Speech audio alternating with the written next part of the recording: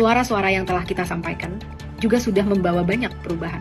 Kapolri, Presiden, semua bergerak cepat untuk mengadili oknum yang telah menghilangkan nyawa pahlawan demokrasi kita, Afan. Mungkin pengadilannya memang tidak sesuai dan lain sebagainya, tapi mereka sudah bertindak cepat. Setidaknya, yes, masih bisa lebih baik lagi, tapi setidaknya mereka sudah bertindak cepat. 3.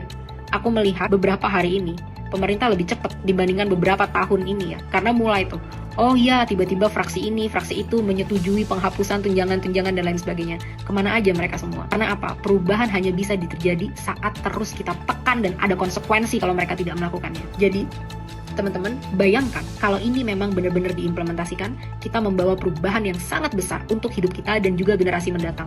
Dan tidak akan berhenti sampai di sini. Kita akan terus melanjutkannya. Jadi, jangan khawatir. Apapun yang akan terjadi, apapun yang terjadi kepada aku, mungkin atau siapapun, ya semoga nggak keluarga ya, apapun yang terjadi kepada aku titipkan perjuangan ini kepada kalian. 280 atau 290 juta masyarakat Indonesia, lanjutkan perjuangan aku, dan jangan pernah kita jadi lagi generasi-generasi yang mau melakukan praktek korupsi, yang mau merampok rakyat, yang gila hormat, yang arogan, yang budayanya sangat feodal dan selalu minta dihormati. Kita putus mata rantai budaya bobrok yang sudah menghancurkan negara kita ini. Bersama-sama kita bisa, dan kita fokus terhadap apa yang mungkin kita bisa capai bersama-sama. Terus kita tuntut teman-teman, 12 tuntutan kita sebelum 5 September tengah malam. Ia juga lantang menyuarakan tuntutan lain yang lebih besar.